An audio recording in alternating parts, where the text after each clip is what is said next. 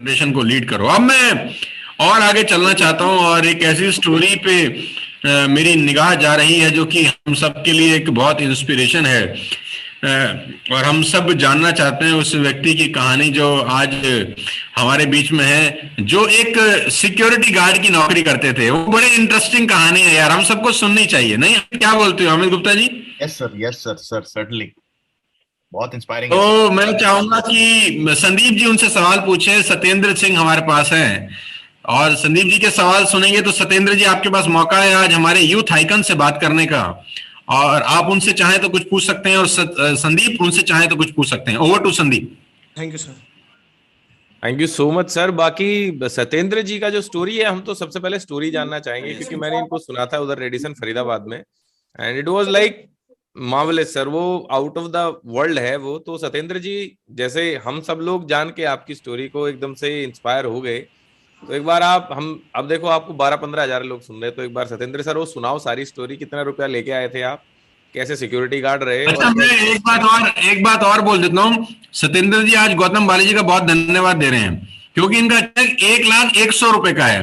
कहना अगर गलती से 200 रुपए कम मिल जाता तो आज बुलाते नहीं मुझे। बिल्कुल सर, बिल्कुल। जी सत्येंद्र सर। सर मैं वैसे राजस्थान के करौली डिस्ट्रिक्ट से बिलोंग करता हूँ, श्री महावीर जी गांव से। और मैं ITI सेकेंड ईयर और BA फाइनल ईयर का वैसे स्टूडेंट था। BA फाइनल ईयर में मेरी मतलब एडमिशन मैंने लिया था उस टाइम पे।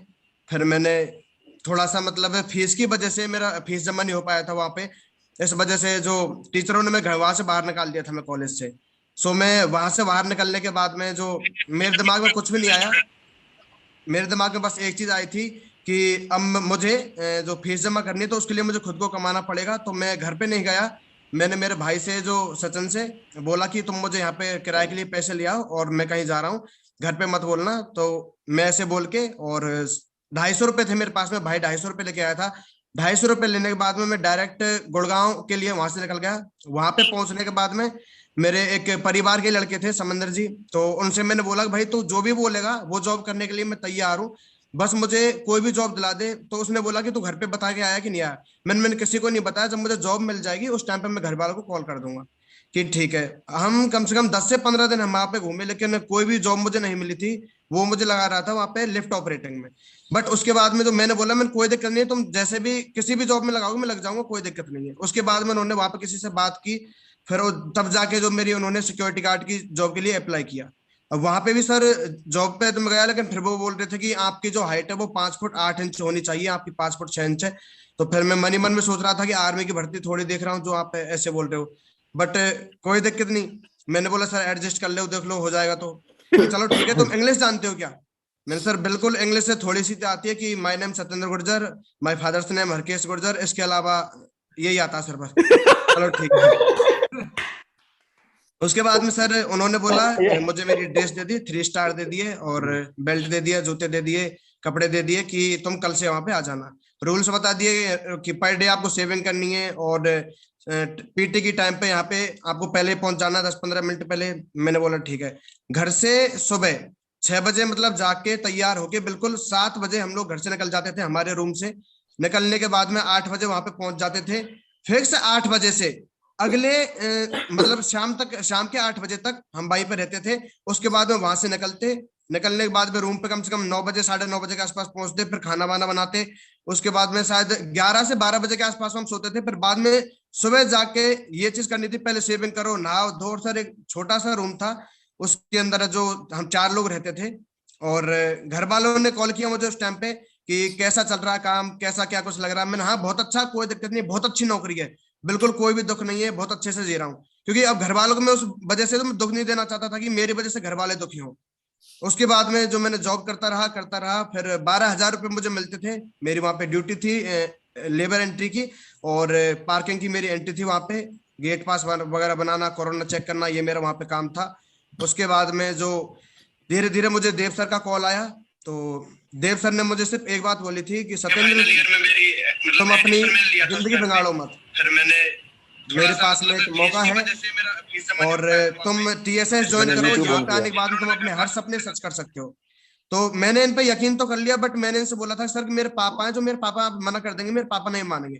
देव सर ने बोला कि आपके पापा से मेरी बात करा दो।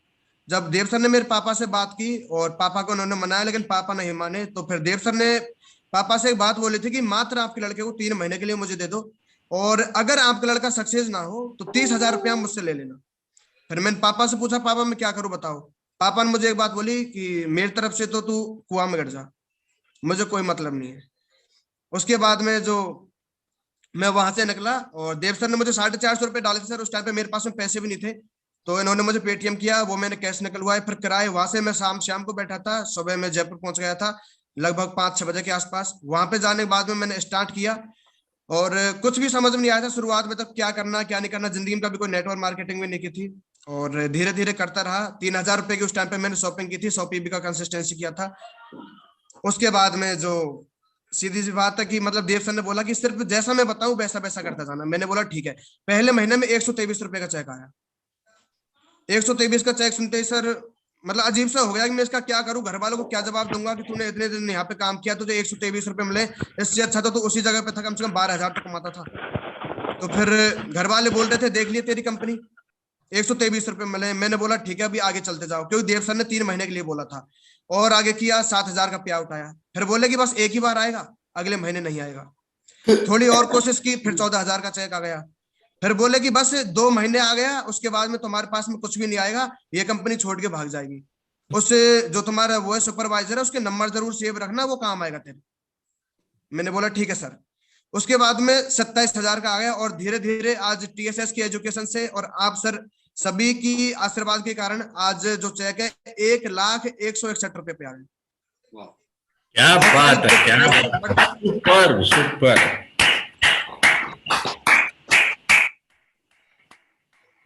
फैंटास्टिक।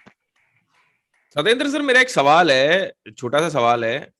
मेरा ये सवाल है कि जब आपका पे आउट आया 123 रुपए का, चलो अपलाइन ने बोल दिया था 3 महीने काम करना है, फिर दूसरे महीने कंसिस्टेंसी करने के पैसे कहाँ से आए, और माइंडसेट कहाँ से आया कि दूसरे महीने यार 3,000 रुपए फिर दोबारा से लगाऊं, पहले महीने तो 123 रुपए का चेक आया है। तो जो माइंडसेट आया वो कहाँ से आया? सर मेरे पास में 5,000 रुपए थे उस टाइम पे। जब मुझे 1 तारीख के वो 3,000 तो ऑलरेडी थे, और जो मेरी सैलरी मिली थी तो उसमें से 2,000 रुपए और बचे थी, यानी 3,000 का तो पहले महीने मैंने कर लिया था। उसके बाद में 1,000 रुपए मैंने और मिला के फिर मैंने अगले महीने का कंसिस्टेंसी किया था। और माइंड सेट मेरा सिर्फ उसी टाइम से था कि देव सर ने मुझे बोला था कि तुझे 3 महीने टिकना है, तो मुझे पता था 3 महीने ये जो बोलेंगे वो काम मुझे करना है, बस जो इन्होंने बोला है। इसके अलावा मेरे पास में इस बिजनेस के अलावा कोई और जरिया भी नहीं था, क्योंकि मैं वहां से भी छोड़ के आ गया था। तो ये भी एक दिक्कत थी कि मैं घर वालों को क्या मुंह दिखाऊंगा, कैसे उनसे बात करूंगा। मुझे जो भी करना है इस बिजनेस में करना है, मुझे सक्सेस होकर दिखाना है। और आज जब 1 लाख का चेक आया तो पापा से बात हुई होगी, तो वो जो पापा आपको सिक्योरिटी गार्ड के लिए तो ओके बोल रहे थे, नेटवर्क मार्केटिंग के लिए मना कर रहे थे, तो आज 1 लाख के चेक के लिए क्या बोले? बस मेरा आखिरी सवाल है सर। मैं सच बता रहा हूँ, मतलब घर में मतलब अलग ही खुशी है। और इसका बाद में सिर्फ एक जवाब है, जो उत्तर है, जो एक चीज से देना चाहता हूँ कि आज घर में पैसे कमाने की वजह से इतनी इज्जत होती है, जैसे किसी जो हमारे जीजाजी होते हैं ना, तो उनकी भी इज्जत नहीं होती जितनी मेरी इज्जत होती है, कुल मिला के बात है।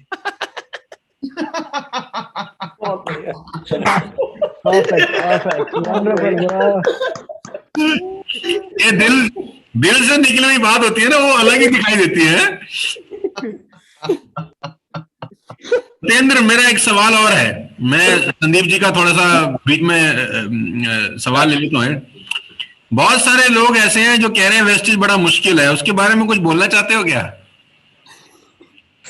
सर मैं बस एक चीज बोलना चाहता हूँ कि मुश्किल कोई भी चीज नहीं है। मैंने आप से एक चीज सीखी है कि कंसिस्टेंसी, चाहे वो कोई भी चीज हो, किसी भी चीज हो, अगर हम हर चीज को बार बार करेंगे ना तो 101% हम उसमें सक्सेस हो जाएंगे। Consistency is the key of success. Sir आप इसे मैंने सीखा है। सो अब तो अंग्रेजी आ गई तेरे को? थोड़ी थोड़ी आती है ना। बहुत बहुत बधाई सत्येंद्र। जितने भी लोग, करीब करीब 10,000 से ज्यादा लोग इस वक्त हमें सुन रहे हैं, मैं आप सबको बता देना चाहता हूं कि एक नॉर्मल सिक्योरिटी गार्ड जो गुड़गांव के DLF कैमेलियाज में 12,000 रुपए की सिक्योरिटी गार्ड की नौकरी करता था, जिसका पहला चेक मात्र 125 रुपए का था, आज उसका चेक 1 लाख रुपए का है। लेडीज एंड जेंटलमैन, ये अपने आप में बताता है कि इस सिस्टम में जो दम है वो दम हिंदुस्तान के किसी और सिस्टम में नहीं हो सकता। अगर आप मेहनत करें, अगर आप लगन से लगे रहे, अगर आप अपने अपलाइन के सबमिशन मोड में रहे, अगर आप एक टक होके लक्ष्य के ऊपर नजर रखें, तो सत्येंद्र गुर्जर अगर कर सकते हैं तो एवरीबडी कैन डू इट। और सत्येंद्र का उम्र 21-22 साल का है लेडीज एंड जेंटलमैन, मात्र 21-22 साल है, 19 साल 19 साल का है, क्या बात, मात्र 19 साल की उम्र है सत्येंद्र की। और जब इसने स्टार्ट किया था तो इसकी उम्र 18 साल या 18.5 साल या 18.25 साल रही होगी। 100 रुपए, 125 रुपए के चेक से शुरू किया और आज 1 लाख रुपए का है। मैं फिर आपसे कहना चाहता हूं, प्लीज ध्यान से सुनिए हर इंसान को जो आपसे आज मिलने आया है। इतने सारे करोड़पति लखपति लोग एक साथ कभी मिलते नहीं है, दर्शन भी नहीं होते हैं। ये सब चीख चीख के, चिल्ला चिल्ला के अपनी कहानियां सुना के आपको कह रहे हैं कि आप दुनिया की सबसे खूबसूरत जगह पर हैं। सिर्फ मेहनत करिए, बस सिर्फ मेहनत करिए। आप दुनिया की सबसे खूबसूरत जगह पर हैं, मेहनत करिए और टाइम दीजिए। साल, 2 साल, 3 साल, 4 साल, 5 साल दीजिए इस बिजनेस को। अगर सत्येंद्र एक सिक्योरिटी गार्ड की नौकरी से 100 रुपए से 1 लाख रुपए पे पहुंच सकते हैं मात्र 1 साल में, और यही सत्येंद्र अगर 5 साल के बाद वेस्टिज से 15 लाख रुपए कमा रहे होंगे तो कहां जाके मुंह छुपाएंगे बाकी लोग। अगर सत्येंद्र 5 साल के बाद बोले मैं 15 लाख रुपए कमाता हूं और सिक्योरिटी गार्ड की नौकरी करता था 5 साल पहले, तो मुझे लगता है कि बहुत सारे लोगों को बड़ी आत्मग्लानि हो जाएगी यार। और एवरीथिंग इज पॉसिबल। 20 साल पहले मेरे लिए भी लोग ऐसे ही बोलते थे जब मैं नेटवर्क मार्केटिंग में नया नया आया था कि कल के बच्चे हैं क्या करेंगे, लेकिन देखिए कि हमने क्या कर दिया है।